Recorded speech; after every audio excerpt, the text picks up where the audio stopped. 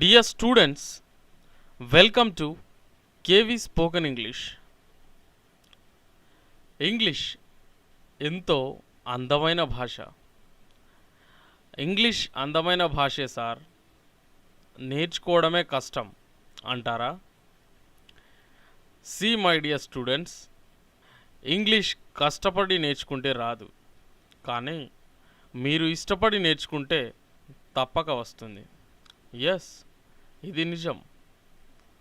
English అనేది చాలా difficult language అని, ఎంతో వొకాబులరీ తెలిసి ఉండాలని, గ్రామర్ అంతా క్షుణ్ణంగా తెలిసి ఉండాలని కొన్ని అపోహలు ఉన్నాయి. కానీ అవేవి నిజం కాదు.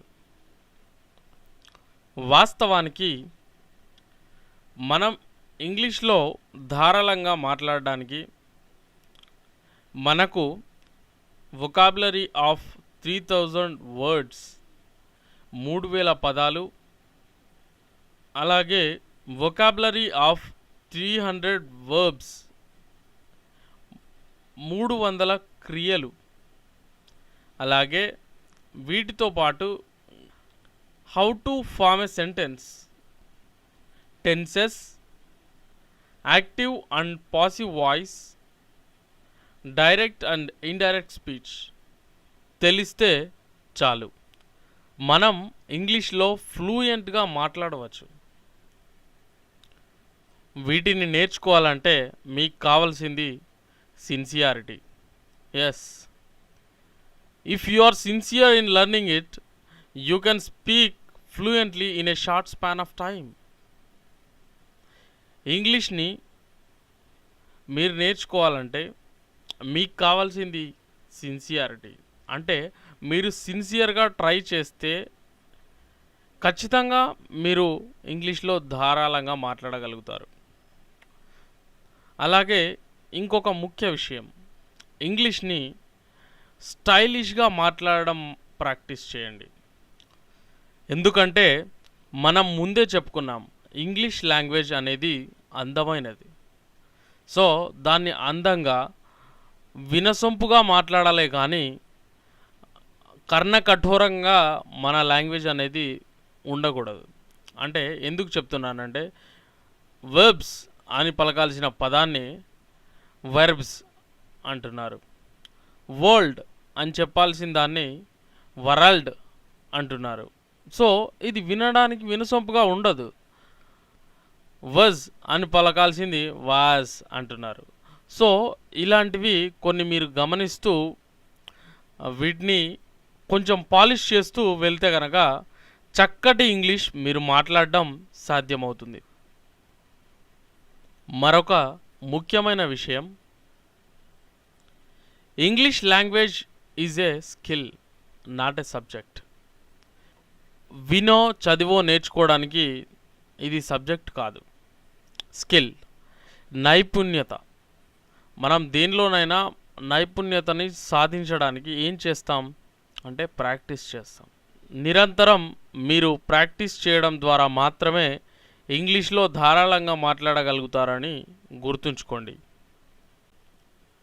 Dear students, forms of verbs అని హెడ్డింగ్ ఇలా పెట్టేసుకొని చక్కగా ఒక టేబుల్ని డ్రా చేసి ప్రెజెంట్, పాస్ట్, పాస్ట్ పార్టిసిపల్ అని ఇక్కడ చూపిస్తున్న విధంగా హెడ్డింగ్స్ పెట్టేసుకోండి.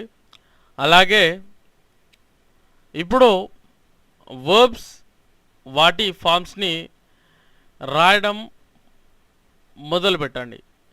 అదేలాగంటే do, did, done, ask, asked, asked, write, wrote, written. So ఇలా రాయండి. ఇక్కడ చూడండి, నేను ఇందాకే చెప్పాను మీకు, సౌమ్యమైన లాంగ్వేజ్ ఇది, సౌమ్యంగా మాట్లాడండి. రైట్ అనాలి, రైట్ అంటున్నారు కొంతమంది, రైట్ అనకూడదు.